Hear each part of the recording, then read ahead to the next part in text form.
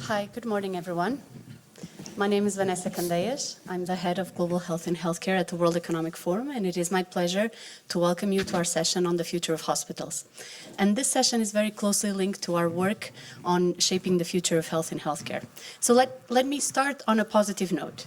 If we look at the global health indicators over time, if we look at maternal and child mortality, if we look at life expectancy, those have been improving.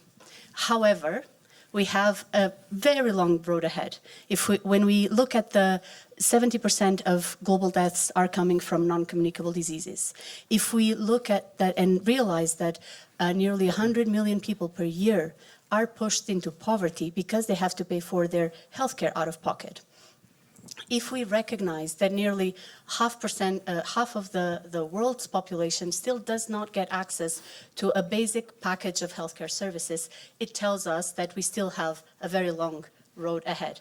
And if we want to be delivering on the needs of populations, on the needs of individuals and families, we need to transform the healthcare system, and we need to transform how we think overall about the care delivery. So likely we have to move from a hospital and curative system to a communitive and preventative system. We need to move from a silo vertical system to one that looks at multi-stakeholder and multi-sector cooperation. And we need to move from a fragmented and sometimes paper-based system to one that is fully integrated and has data interoperability and data-informed decision-making. And so what I hope is that our panel this morning helps us get to some of the how can we get through these transformations. And so without further ado, let me hand over to the moderator, Helen Clark, former Prime Minister of New Zealand, who will be the moderator for the session. Thank you, Helen. Thank you, Vanessa, and also a former health minister for my sins. But thank you for the leadership you and the WEF are giving on health issues. Now, we have clearly an audience in the room, and it's going to be a little hard to see your questions. So please, if you want to speak, do speak up from behind. And we also have an audience online, and particularly for the benefit of the audience online, let's do the formal introductions of who is sitting at the table. We have Shobana, who heads Apollo Hospitals Enterprise in India. We have sitting immediately here, we have Jeff Van Houten from Royal Philips. We have Prasanth Mangat, who is also a healthcare provider based in UAE. We have Nancy Brown from the American Heart Association, and we have Stephen Klasko from Jefferson Health USA, who also doubles as a doctor. Just to frame a little bit further from what Vanessa has said, with my background in politics and looking at resource allocation, of course, health is always one of the most challenging areas because there's an infinite amount of what you could do, but the money is never infinite. So you're always looking at what's the best use of the health dollar, and how do we minimise hospital admissions and lengths of stay? How do we support primary prevention? How do we support secondary prevention? How do we make our hospitals more effective? What's the role of technology? All the issues that we have a ton of expertise around the table on today. So in our discussion before, we thought we'd start with the people who have a background in health and in the advocacy around prevention and management of heart disease. Then we'll come to the providers, and then we'll come to the technology people. So that's going to be our structure. So I'm going to start with you, Stephen, and you've kind of framed a question for us in the green room along the lines of, well, what would our jobs look like in the future? So over to you. Yeah, I feel like a panel on the future of hospitals is a little bit like asking folks what was the future of retail after Amazon started.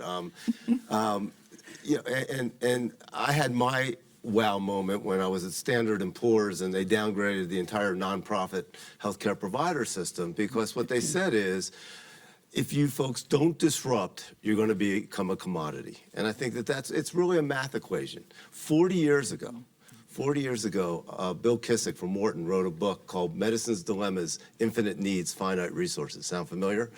And he was the first person to talk about the iron triangle of access, quality, and cost.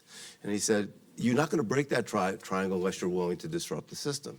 And the things are solvable. It gets down to healthcare becoming digital, gets down to healthcare becoming global, gets down to bringing population health and personalized medicine together, and it gets down to healthcare being consumer-centric. Just a few examples. We can do all our shopping in our pajamas watching TV, but if we have a stomach ache, in most places, you're going to get on the phone to get an appointment 5 days later. The technology's there, the data's there. We just haven't utilized it as providers. So how do we get care out to where patients are instead of expecting patients to come to us for care? I think part of it is getting away from just talking about the technology. We always talk about telehealth. We don't talk about telebanking. We don't get up in the morning and say, I think I'm going to telebank. It's just that banking went from 90% in the bank to 90% at home. We have to start to bring those technologies together. Second thing, we have to start to think about what the humans are in a new healthcare system. Because once we do have better augmented intelligence opportunities, we still accept physicians in most places in the world the same way we did before, based on memorization, science, GPA, MedCats. And we're amazed that doctors aren't more empathetic, communicative, and creative. Jack Ma last year at this forum said, when we created cars, we didn't try to get humans to run faster. Computers will always be smarter than doctors, but they'll never be as wise. So how do we start to choose physicians and nurses around empathy, et cetera? We also have to retrain our workforce.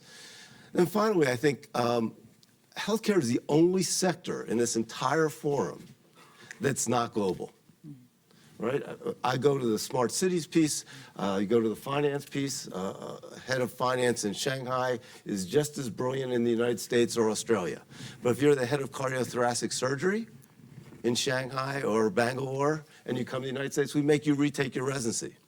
The things that are done for 2/3 of the world around things like acupuncture and Ayurvedic medicine in the United States are considered alternative health. That has kept us. So at the end of the day, I believe that we run an 18-hospital system.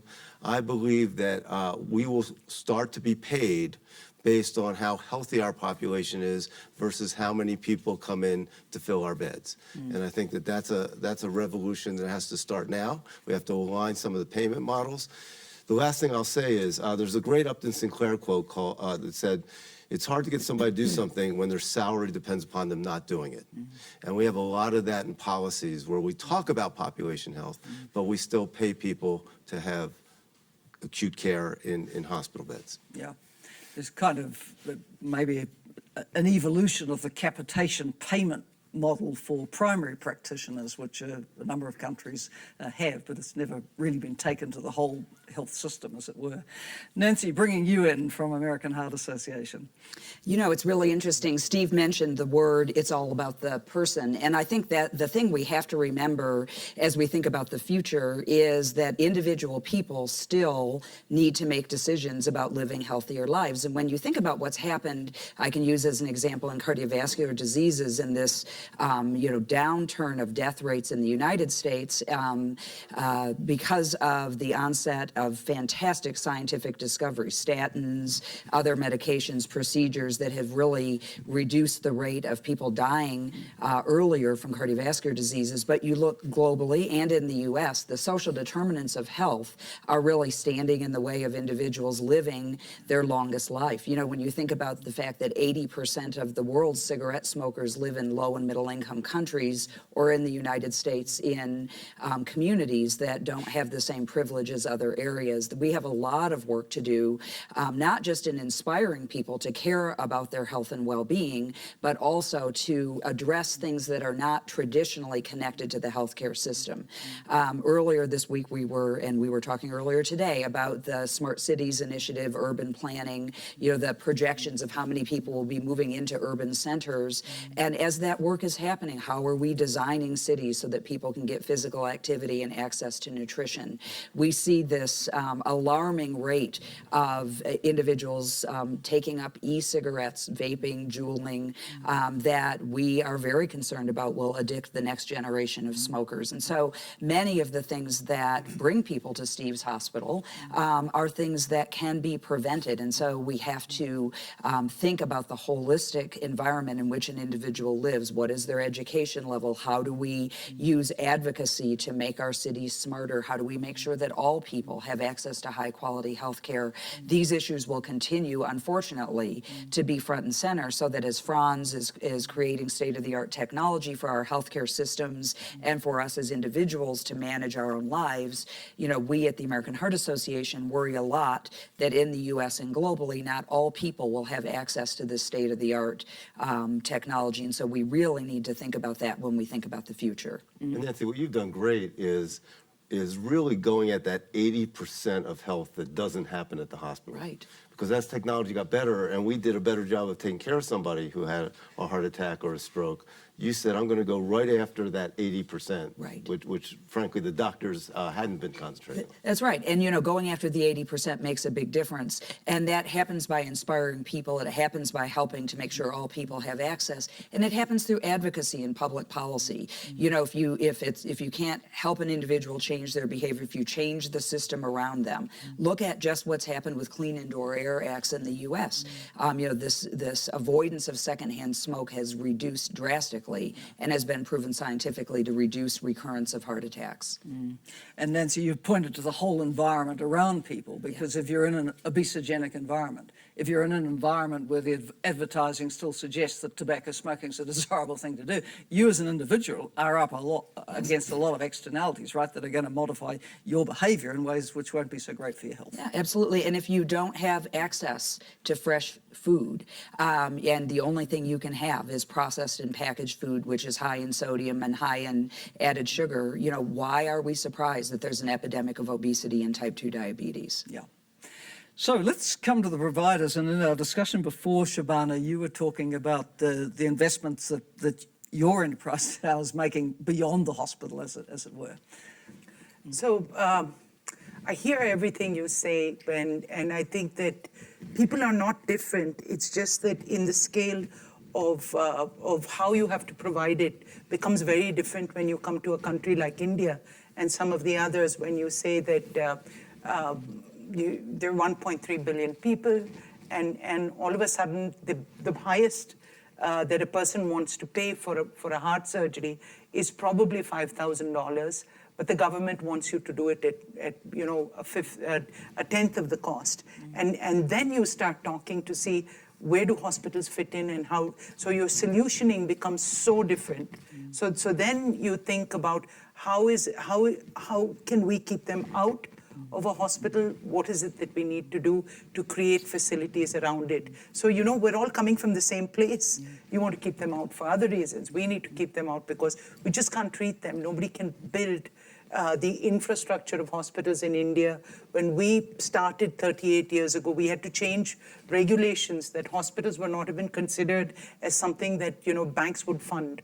So we had to change things around to build it, and then you start and understand, and all of us, it still is there that when you talk about the future of hospitals, when you start designing a hospital, by the time it's built, it's probably obsolete. So you have that big challenge in terms of a facility, and then we say, what can we do differently? So I'd like to actually talk about a couple of things that India does differently and some things that will probably be tomorrow's scaled models. So if you talk about, and that's necessity is the mother of invention. So we started a project with Philips to do an EICU. So who does EICUs?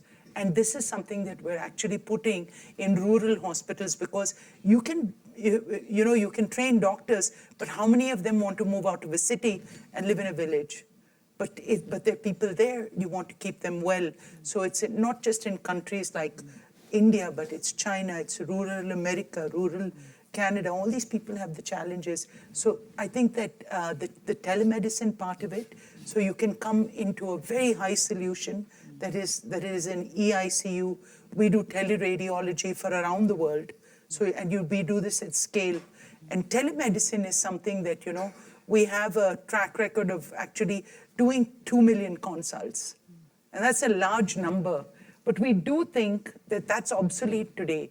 As you said, that nobody thinks about banking. So what we've done is actually put it there on a phone, on an app that you can ask people. And 2 months ago, I was in Israel, and they have the coolest of technologies, and everybody knows that. So what they did is that you can start monitoring your blood sugars, your blood pressure, and so many more parameters. All this can come, and they said the reason, so they have an otoscope and everything, and they said your mobile phone has the highest computing and the best imaging. So why do we have to reinvent that? So I think that is the disruptor technology. Our mobile phone is the disruptor and could be very well where the future of hospitals will move us in that direction. And a recent study that, that said what would be your biggest disruptor, and like you said, they said Amazon. Yeah. And Amazon hasn't even got into the act. Apple at least has, they have the phone that is doing so many things.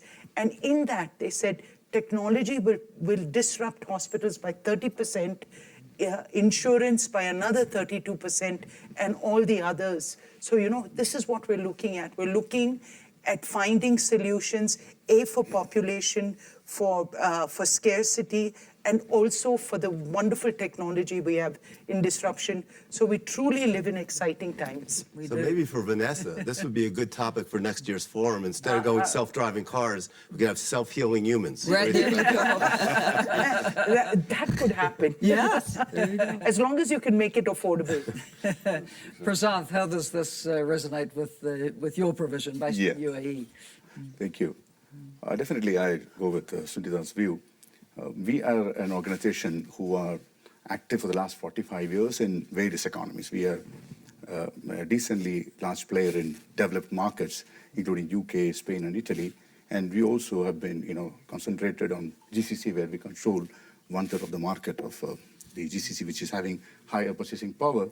And we also have been recently very active in markets like Africa. So, to me, when I look at the entire healthcare problem, I divide that healthcare problem into 3 sets of problems, which sometimes we discuss with Philips on this particular subject.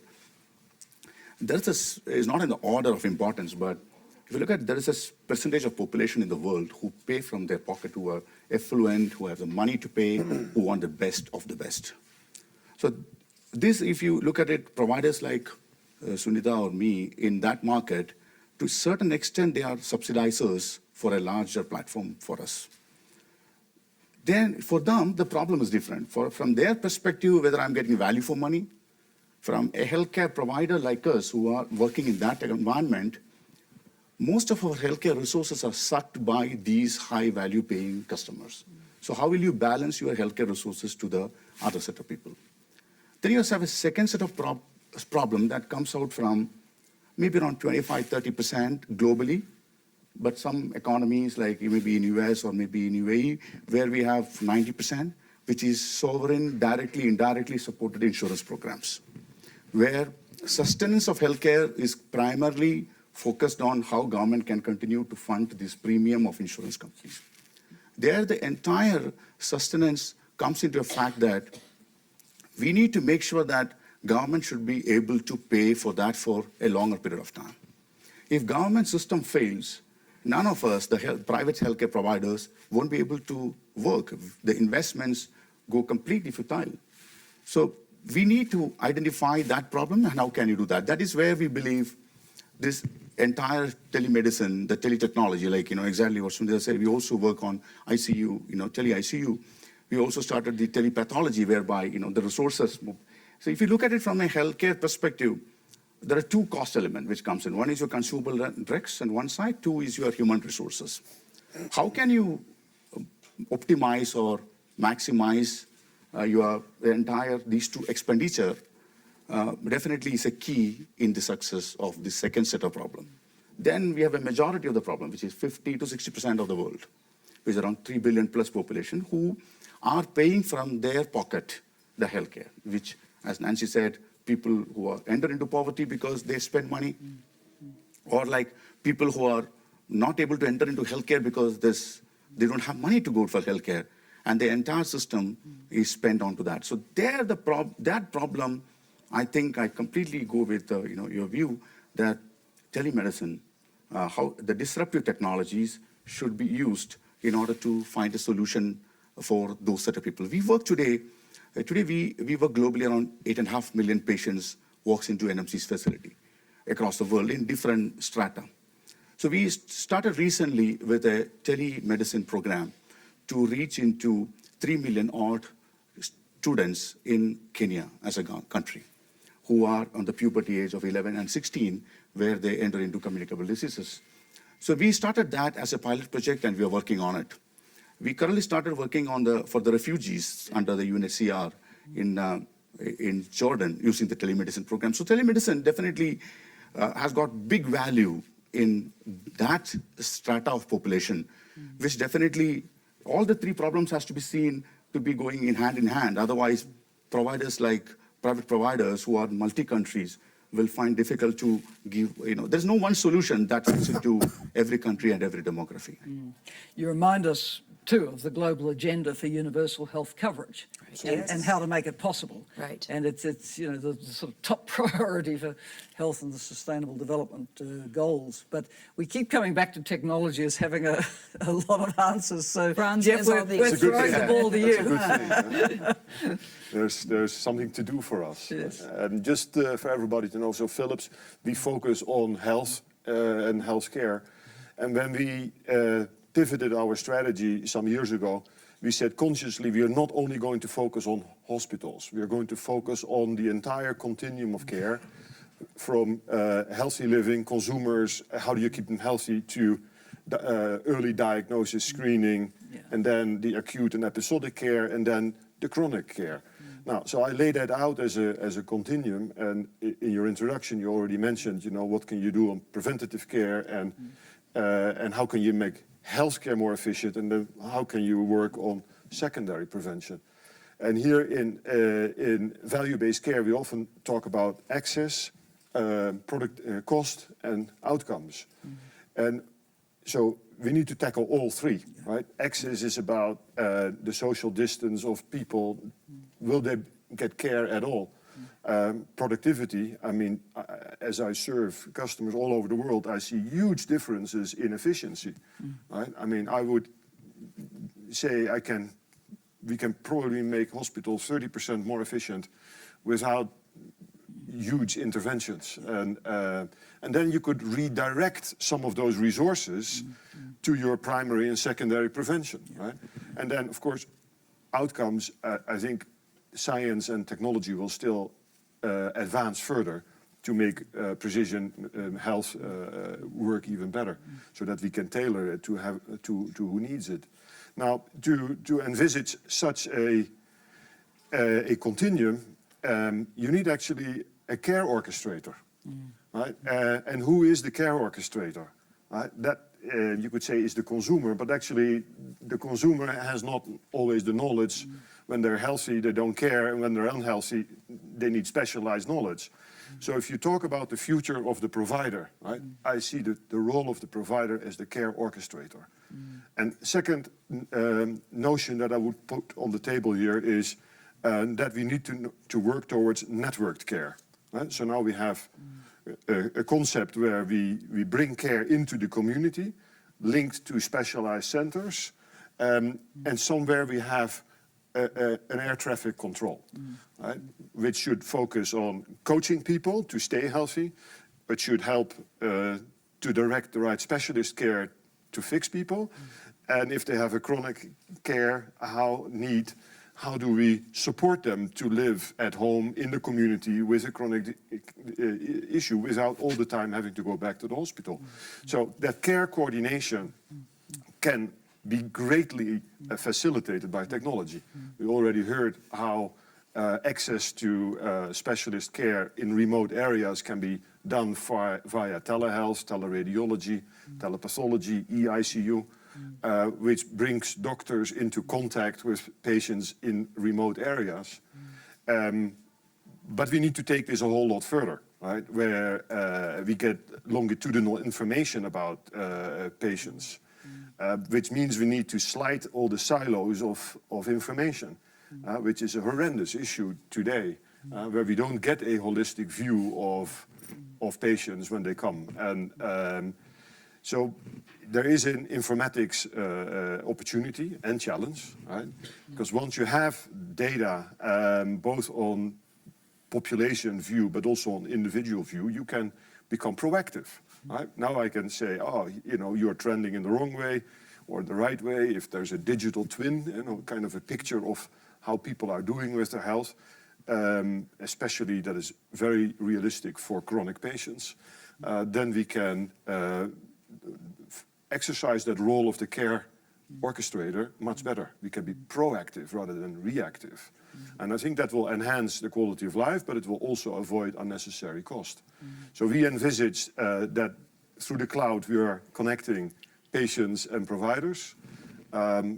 Technology can make hospitals a lot more efficient. And then I would hope that we would redirect that money both to primary and secondary prevention. Right? Because altogether we burn enough cost in the world, and I think we could do more with that effectiveness. And I think examples in India also demonstrate that you can do interventions at a fraction of the cost. Now, that's not always popular, and we all, of course, like to charge big bills, but when we want to reinvent healthcare, we need to look at it much more holistically, and yeah, some disruption will have to happen. You know, it seems like a common theme among all of us is getting away from Philips just looking at itself as a technology piece, or us.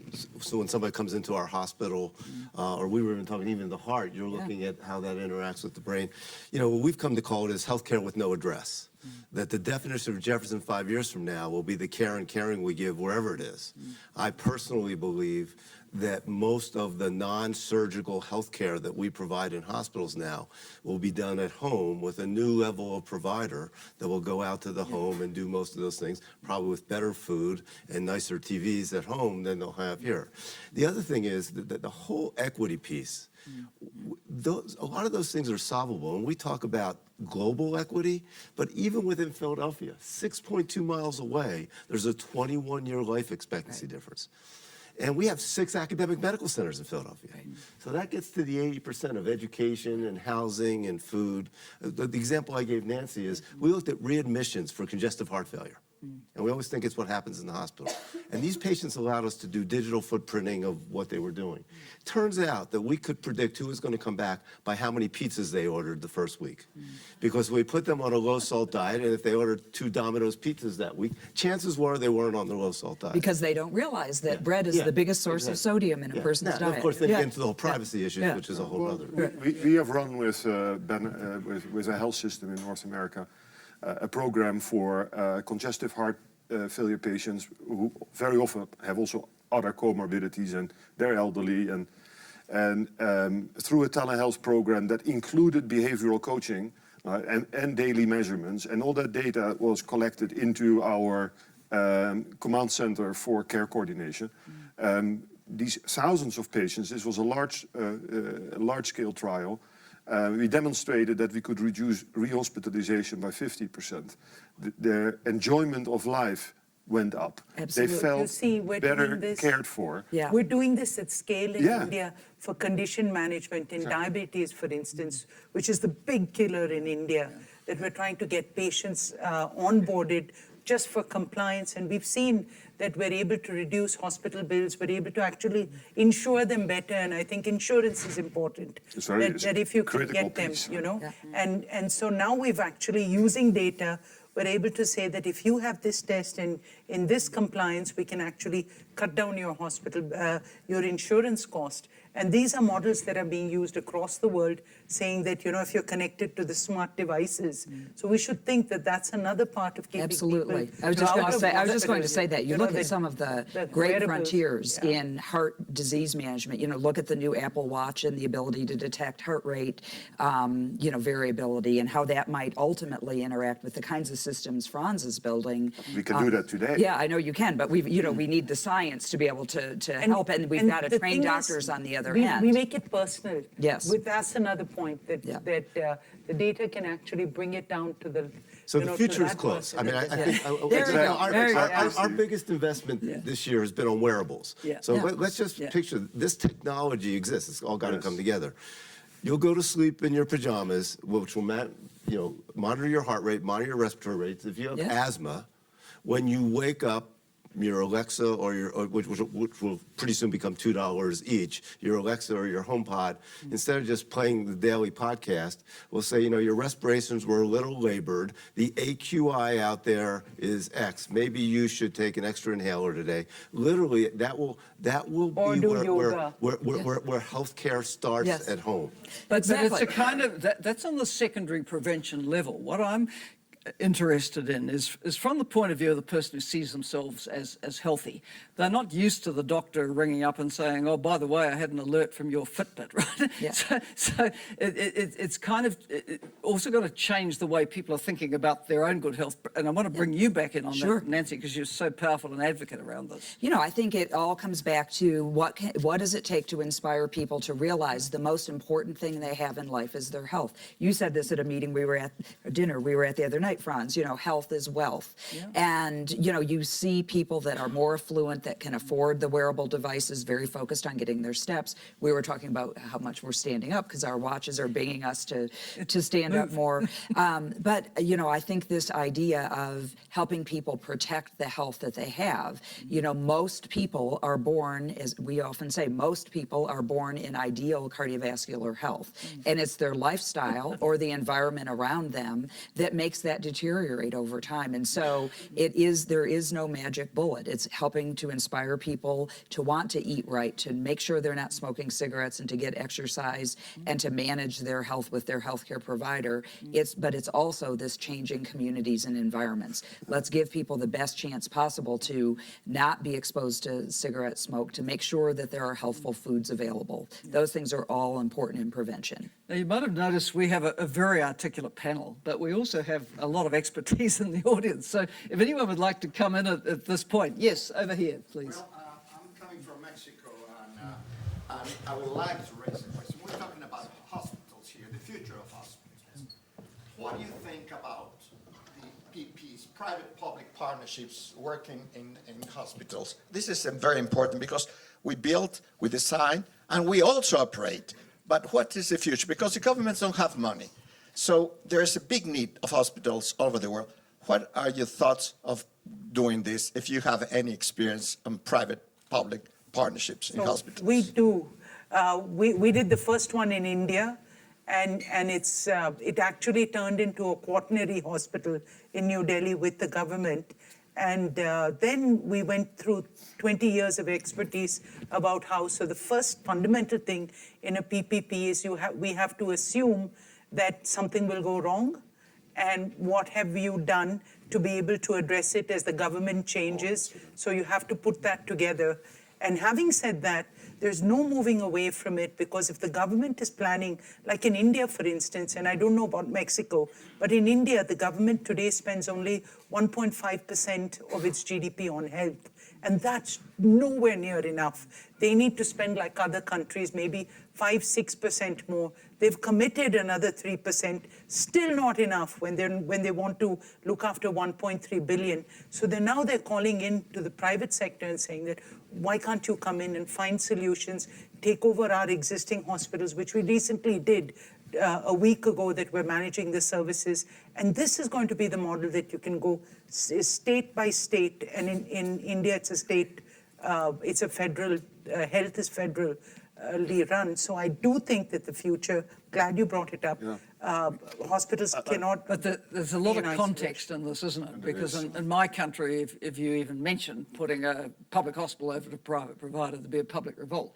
But other countries are starting in different In positions. Australia, you did it. No, I'm from New Zealand, not No, Australia. I'm saying that as a neighbor. But there are in my other country, it would be seen as very difficult. But there's different contexts where there's not provision and where there's a role to come in, as you say. But Franz, please. I have a few example. I mean, of I course, thought you you could were say, only cricket frenemies. No. you could say, of course, what is the role of government? I mean, personally, I believe it should be policy setting and the guardrails and the direction. I've seen many countries where government-run hospitals are not the best-run hospitals, right? So countries... But also where they are.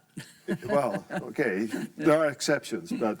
So whether it's Brazil, Turkey, Saudi Arabia, many other countries, they start now PPPs to actually move old public, poorly run hospitals into PPPs. which are, in the cases where we are involved, special purpose vehicles where we all invest, technology companies, hospital operators, and we go at risk, right? And we basically work on access, productivity, and outcomes, what I talked about earlier. And then the governments can supervise that and hold us honest, right? And it is a model that works rather well.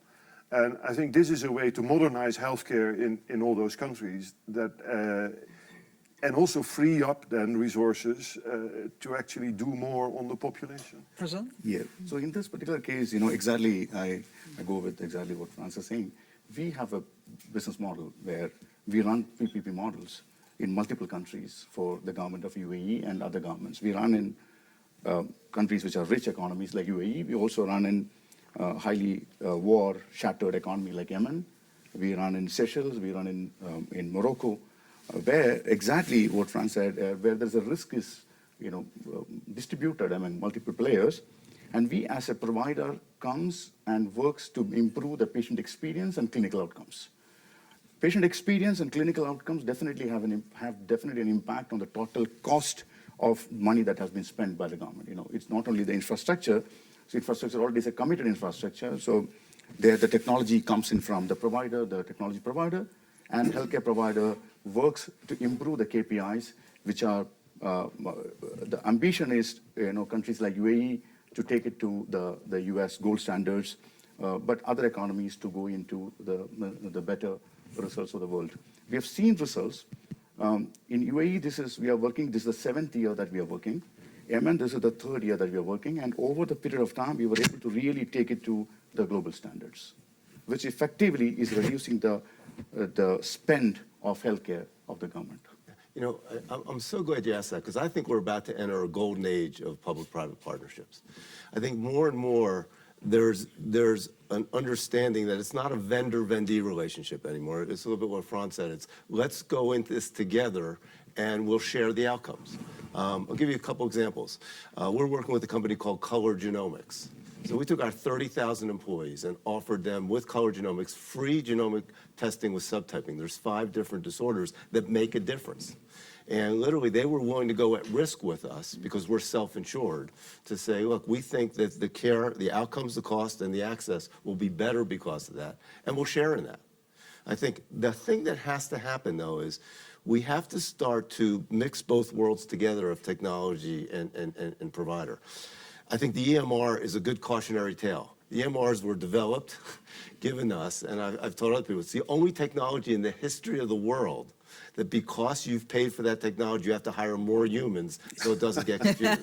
So what we're starting to do with our friends at Silicon Valley is we're embedding faculty and medical students out in these companies. Right. And they're taking their engineers and they're on my cabinet. They're sitting with me at Jefferson, so they actually understand what our problems are. And it's actually changed some of the business models that they're going to say, you know, we're solving a problem that doesn't exist. So this is the problem they have. So I think as you start to do that and get patients and providers and social agencies and all that money that's being spent to disrupt healthcare in Silicon Valley and around the world together and actually talking to each other, it makes a difference. Let's come in again from the audience. Right behind me, Robert Garrett. Yes, thank you. I agree with all of our panelists that more and more healthcare is going to be delivered outside of the 4 walls of the hospital, and I do agree that our smartphones will actually deliver a lot of healthcare into the future. But being that this panel is about the future of hospitals, what do you actually see the 4 walls of the hospital still doing in the future? There's no doubt more medical care is being delivered already outside the hospital. Steve, you suggested also more surgery being done outside the hospital. So are hospitals essentially going to be intensive care units, or do you see with the aging population and the onset of more chronic diseases a more broad role for hospitals of the future? Yeah, look, I think that's been one of the big controversies, Bob, as I've talked to the provider pieces of the forum. You know, if you know this, 8 years ago, people were saying with the baby boomers aging, et cetera, we're going to need so many more hospitals. Then, of course, you know, with the value-based stuff and keeping out of the hospitals. So I think, this is what I think. I think that hospitals that provide acute care, surgical care, obviously intensive care, will actually boom. I think what you'll see is in communities like the areas around Philadelphia, have 43 community hospitals, some owned by different for-profits that really have a low acuity index. I think those hospitals will be at risk. I think we'll probably have less hospitals, and the hospitals that we have that are providing good cost, access, and quality. I'd like to see, literally, if things are failing, we have hospitals with leapfrog Ds in our place that are doing secondary care. Those hospitals need to, frankly, fail, and other hospitals are running 60% census rates. So I think we'll see less hospitals. I think we'll see some retraining of some of those nurses and other healthcare providers. Our #1 college at Thomas Jefferson University is the College of Emerging Health Professions. What jobs can we start to give certificates for that don't exist today? Home nurses, community health ambassadors, et cetera. But, you know, in a great system like yours, I think what will happen is you'll sort of create a continuum of care across your hospitals so that they're doing the right procedure for the right patient at the right time. In that context, also technology will start playing a role. I call it the air traffic control of healthcare, right? Where you will have your clinical and operations planning, and if we can predict that patients will come in rather than they show up at the emergency room, you can also start planning where they need to go. Should this patient go to your tertiary center, or should we rather have them in the community in a cheaper bed, while you can still, through telehealth, give specialized care to that secondary location. But that means that the whole network becomes a networked care organization. Unscheduled care, I mean, can happen today. We are now moving almost 70% of our non-trauma, non-ambulance patients out of our expensive and efficient ED. In fact, we actually built an urgent care center literally like a block away from my hospital because we might say, yeah, we ought to see you, but we don't need to see you where all those trauma and ambulance patients are coming in. We can see you a block away, and by the way, if you need to come into the hospital, we can still see you. Well, that's a conscious management of traffic. But that's for everybody, Medicaid patients and everybody. But I think that I can't agree with you more that hospitals will happen, but the rate at which it will happen is very different based on countries with this. So you know, it might happen faster for you all. It'll definitely happen in India, but the rate of what we need first, you have to serve that, and then we can move on to that. That's because you didn't have as many, you didn't have the hospital boom. So the future, I think, has to be tiered. Context specific. Yeah. Again. Because, you know, exactly, you know, if you look at it, one is availability of hospital. In you know, America may be an exception, or the UK and NHS may be an exception. But in economies where we work, you know, we have seen that one is availability of money. Exactly what Sunita said about India a few years back. India today has availability of funds for healthcare, but there are a lot of markets across the world, you know, in markets, like for example, we are looking at Mexico as one economy, where we find in certain markets either availability of capital is scarce or the cash is available expensive. So once you enter into a 15% plus, you know, financing cost models, this healthcare will definitely not flourish in those economies. Second, the number of people who are coming out of the medical schools. You know, if you look at it, we went to Nigeria. We have an operation now in Nigeria. So even if you look at Nigeria as an economy, Nigeria has been producing medical professionals who are working now in the US or UK a lot. They are not ready to come back because of the social system that exists in those economies. So a nation who spends that money in medical schools, and if there is a brain drain happening in, this will be again a second impact. Third, extremely simple, but lack of clear water, good drinking water in those economies. Whatever we try, we talk about genetic screening globally, we talk about preventive mechanism for the effluent rich of the 1 billion. The 3 billion suffers because of lack of drinking water, which can have a big impact. So exactly, I resonate what Sunita said, that the future will be different to 3 different set of people in the world. You know, somebody like in US, it may be in a different manner, but those developing economies like in Saudi Arabia or like India will have a different issue. But those coming from certain other parts of Middle East, some, you know, North Africa, from the West Africa, or, you know, some part of Latin America, definitely will have completely different problem that has to be, so the future of healthcare has to be seen in three different manners. But I think those three sets of people exist in every one of our countries. Exactly. So, So, you know, that's we, right. we brought one solution, Absolutely. you know, one solution which on this particular subject. We started working with Cincinnati Children's Hospital or like Boston Children's Hospital, which also is going, or like we start working with the UK big NHS system, where there's definitely a cash trap in the system. You know, either government has to pay, academic institution doesn't have money to, like exactly what you said, the NGO funding is coming down, nobody's ready to put on money on those activities. How will those institutions going forward continue to be flourishing? If we don't have such institutions globally who are academically inclined institution doesn't flourish, the global healthcare is going to really going into a really doomsday. Steve, come back in on the medical professional education, because you have a lot, very interesting things to say on that. Yeah, so look, I think that we have not changed either our curriculum or the way we select physicians for 50 years. And I think, so the simple fact is we're talking about all this predictive analytics, genomics, augmented intelligence. That's hardly in the medical school curriculum. By the way, there's almost no population health in most medical school curriculum, at least in the United States and in the UK. In fact, I gave this talk to one of the top 10 medical schools in the country, and I was talking about quality and population health and food. And the dean was upset that I said they don't do enough. He said, you know, we have a whole day the third year on population health. And when you think about how ridiculous this is, think about how ridiculous this is, that most of these folks that apply to schools major in chemistry or biology, take 4 years of just learning chemistry or biology. Then the first 2 years of medical school is sitting in a classroom, chemistry and biology, doing multiple choice tests. We merged our 192-year-old health science university with a design university. And we have this thing with Princeton where we're taking kids after their first year of Princeton, and we're saying, you have to major in something cool. You know, not chemistry, not biology. It could be anthropology. It could be French art. Just become a good person. Take the minimum amount of science courses you have to take, and then you'll get into Jefferson after your 4 years, and they get an MD, Master's in Design, because we merged with a design school. The second thing, real quickly, is that we have to retrain our workforce, because we think in departments. In order for any of this stuff to happen, and we're going to bring care to patients. Patients don't think in departments. If you have a headache, you don't think, God, do I have a neurosurgical headache, a neurologic headache, a psychiatric headache, or a family practice headache? Right. But in most places around the world, you have to go to 4 different doctors. Yeah. We got an ALS Center of Excellence for one simple reason. And this sounds so simple.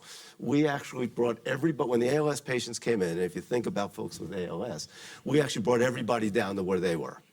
And the place that had the Center of Excellence in Philadelphia made them go to each different floor, because the neurosurgeons wouldn't be caught dead on the floor where the neurologists were, because they didn't like to mix those things. So I think we need a fundamental retraining of the humans, because we're going to have robots next to us. Right. And we've trained doctors to be really good robots. It doesn't make any sense. Yeah.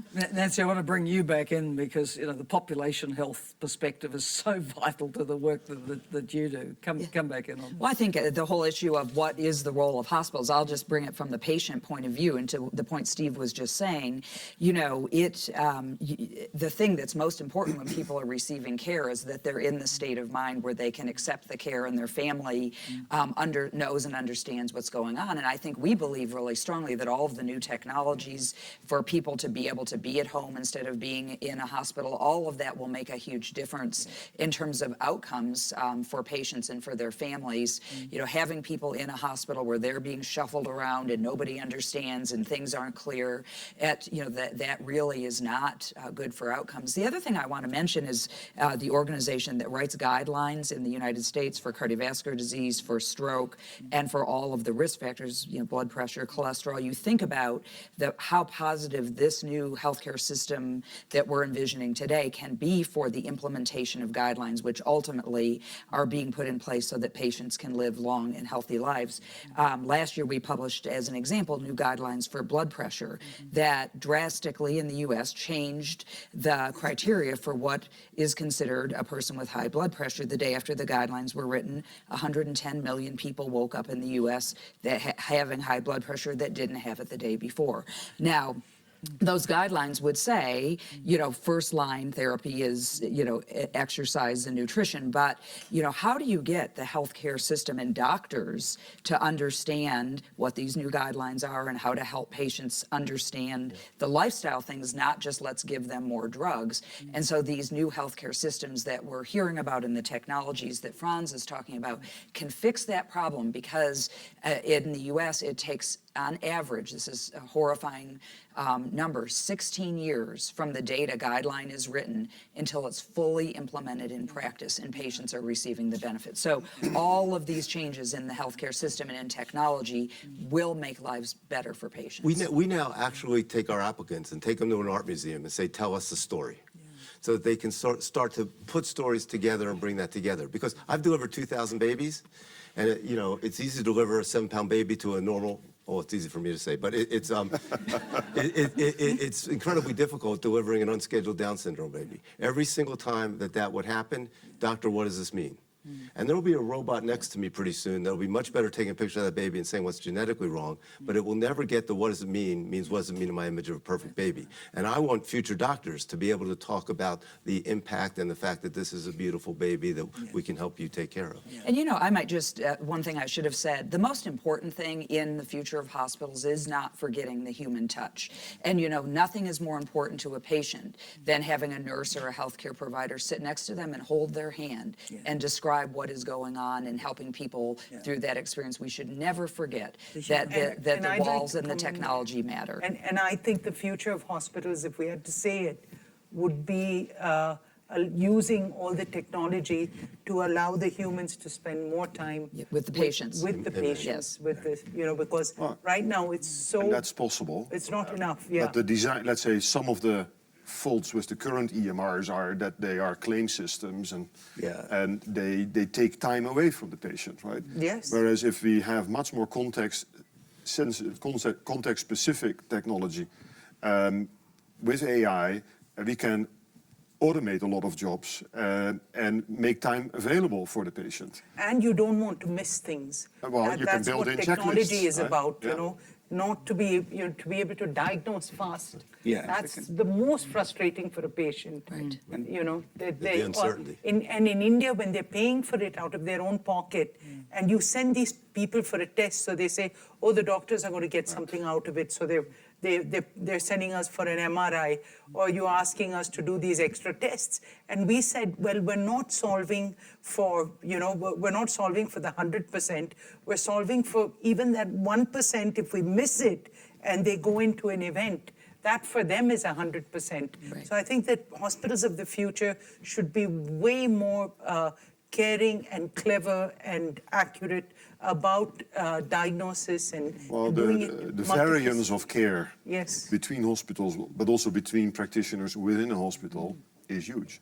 And right? get more complex. If I compare that to an industrial system, right, coming out of the industry, you would weed that out, right, through process automation, through checklists, through best practice adoption across the board, and technology can help do that. I would advocate that would also free up money to do other things. And the one hope I would hope as we start to look at the whole healthcare World Economic Forum and we talk about the future of hospitals, that we don't get too caught up in what's going to happen 10 years from now, what we can do today.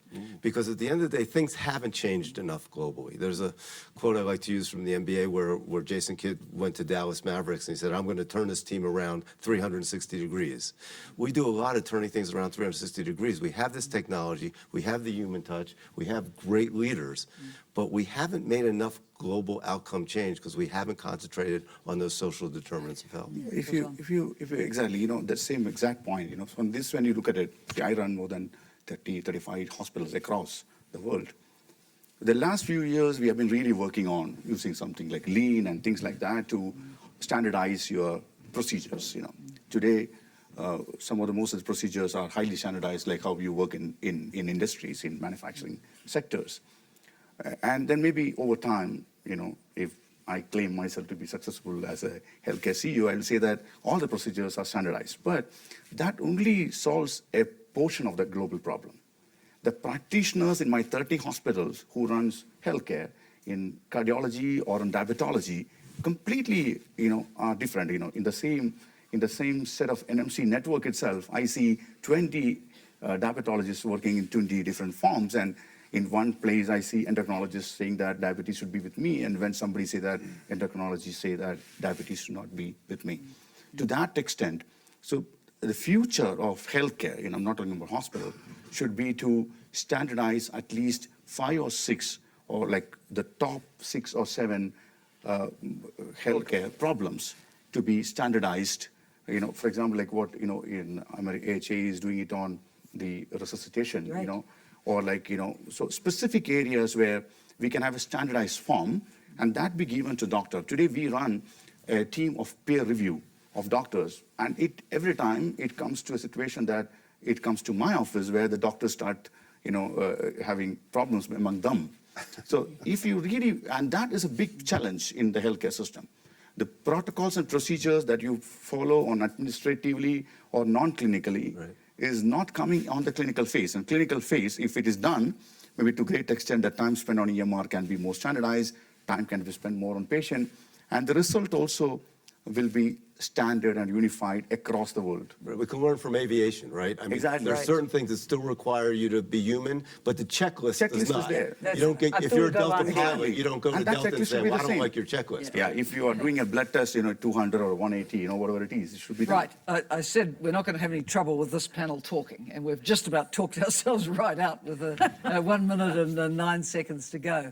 So really to kind of bring it to a head, I completely agree with what Steve said about the future of the hospital, certainly for a society like mine and like yours, that it's going to be the acute, it's going to be the intensive, it's going to be the emergency, and then we're going to depend on a whole spectrum of other things happening to support the home care, perhaps the less intensive community-based facility, the training for the people who are going to be doing that, the role of technology.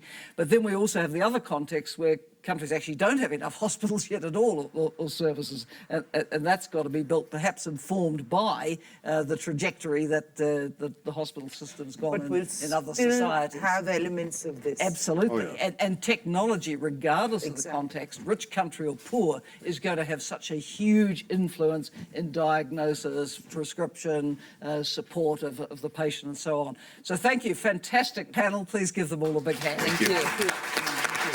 Thank you.